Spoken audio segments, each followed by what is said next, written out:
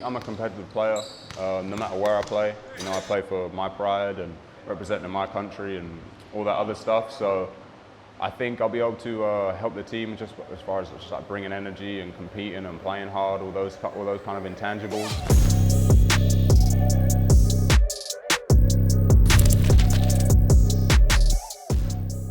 One of the reasons I wanted to be a part of the project at Manchester is they're looking to, they're looking to become like an actual force in the BBL. They don't want to be bottom of the table anymore. So I went there, I'm going there with 100% the intention of, being in the playoffs and not just scraping the playoffs. Like I want to be like middle of the table, pushing for that, competing with the more higher budget teams in the league. So I feel like my success is wrapped in with the team success in that thing. Like it doesn't matter for me if I obviously want to personally have a good season, but if that happens and we don't achieve as a team, it's not going to feel the same. I'm definitely going to be really, really driven to, play hard every night. So I think the biggest difference will be like on the defensive end. I don't think maybe there are as many two-way players in the league like me. So I think being able to bring scoring on offense and create offense on one end, and then be able to look to guard the best player along with Jamel as well. That's the thing I'm excited about. So I think on defense, really, if I was going to pick.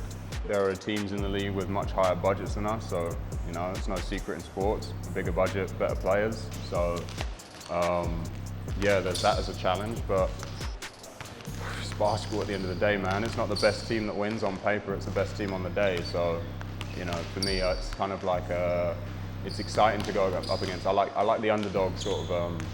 I like the underdog storyline. So.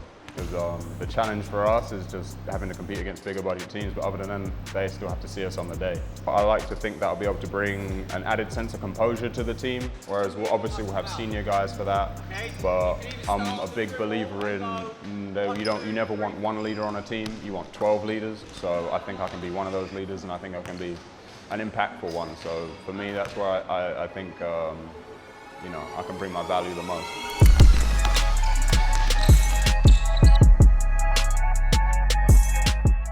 Yeah, I'm super excited to be playing for Lloyd again, man. He, no discredit to any of the other coaches I've had, like being in Barking Abbey or even before them, but he's a coach that's like sort of influenced a lot of my basketball career. He's been there for advice, whether it's off the court and making decisions as far as schools and things like that, and then on the court with, just teaching me how to play the game of basketball. So I'm excited to be in that environment again, man. Like I'm still young in my pro career, so all I want to do is learn, really.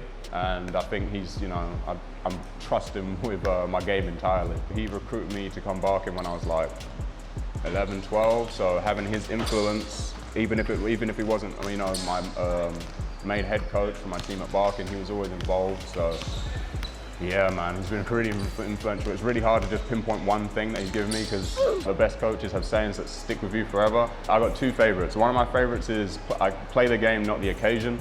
So whenever there's a big game coming up, or something of that nature where I need to get amped up or might feel nervous about, it just reminds me to like the situation doesn't determine the game. Like the game's always the same. I need to come in and do that. And then another one was, he'd always say at practice, like if you were tired and we're all in a circle, we're being lazy during practice, he'd be like, if someone came in through the fire exit with a machete and an automatic weapon, like all of you would be the first out the door.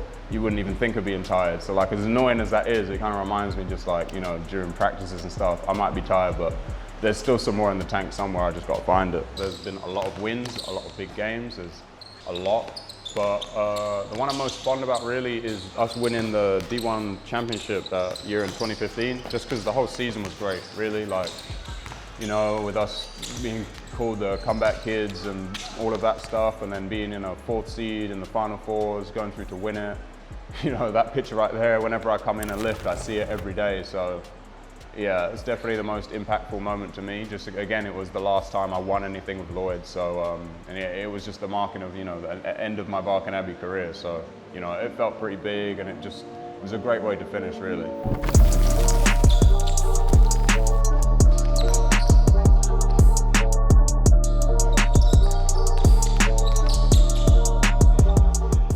I think also a part of me wants to, I don't know if I'm using the right word, this is kind of lame, but sort of make it cool for British players to play in the BBL. I think it's got quite a negative connotation for British players. They feel like, oh, I'm coming home, like it's a bad thing, but I don't want that to be the case. I'd like to lead by example, so it's kind of motivating for me. I don't want people to get the impression I'm coming home as in like, yeah, I've taken my foot off the gas, I'm no longer aspirational. That is far from the case. Like, just the way that I've sort of been pro for 4 years and realized the way these things work. Yeah, I want my legacy to be in Manchester, making a name for Manchester and British players in the BBL, making it feel a bit more, the word acceptable, comfortable for them to come home and do the same thing themselves, man. Like, the league needs better British players, so, you know, it's a bit weird to complain about these things on the outside and not come back. So I say that motivates me a lot, man, to sort of lead by example in a way, I guess. So you've opened up, can't make the decision, so I'm just going to drop and go and find it with my hips straight away. Remember, when we dribble, we want to dribble inside my frame. Okay, not out here. Just take everything here. I love working out of Ricky. I've been working out of Ricky ever since I came back to the States. How long is that? That's like 5 years now. And the reason I go back is I believe in the things he's teaching. One of my favorite things about working out with him is the environment that's created. Like, I only work out with a good group of guys here. Like, everyone's pushing each other.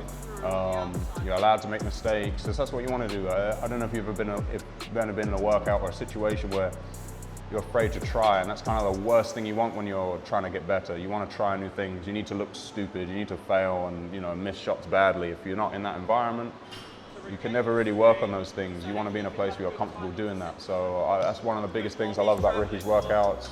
It's also the detail that he pays attention to. Like, he's a basketball nerd just like me. Like, through the years of, I guess, talking through these things and working out with him over the years, we've you know, just analyze this stuff so much that, you know, you can condense it, give it to you, and you really see the progress within 4 weeks of time of just really, you know, building routines and noticing the game that way. So, yeah, I love working out with Ricky for that fact. It's, you know, he's always going to give it to me straight. He looks at the details, and it's a free environment to get better. So do I find out before we go back draw? The first thing, or is it? He's playing me. Now all I'm doing, rather than going fast, is that I'm going to walk him below the screen. Still be fast, but walking in. Or is it, while he's pushing me, I might stop in here, and then come off. Yeah, so you're going to use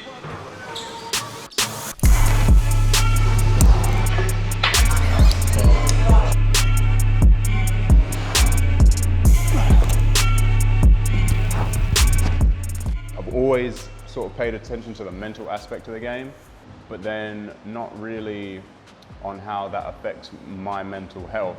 So I would say that when you're a pro, like, obviously stats and stuff are important, and your performance is really, really important. And I'm a performance-based, I'm a goal-orientated person. It's the reason why I've got to where I've got to. But the negative side effect of just thinking goal orientation success is just, you know, having this many points or this many rebounds, is the fact that what happens when you don't achieve those goals? How do you then deal with that? And something that for me, I think I've had to do a better job is be less goal orientated and more about the process, more about deep enjoyment, deep engagement and exploring. Because I feel like when you plan too much ahead in the future and say, like, I'm going to go and put, you know, my impact on the game's going to go the way I want it to. Well, you have, like, you know, 10 other people on the floor, or 9 other people, sorry, on the floor trying to do the same thing. It's just, you know, it doesn't really work that way. So I feel like if you go into every game or every practice, like I spoke about with Ricky, just having this ability to just go out and just be clear-minded, play, try things. It's the same sort of thing you do when you're a child. But what you don't do when you're a child is set goals and say you're going to dominate and do this and do that. That's kind of holding on to old beliefs. And when you do that, you know, you become tight and restrictive. So it's something I'm definitely still working on. But over the last year, the way I've framed my how I want to perform and be an elite performer has changed. It's less of trying to impose and being a bit more free-flowing like water. I think that's the best way to be. And you're ready for everything.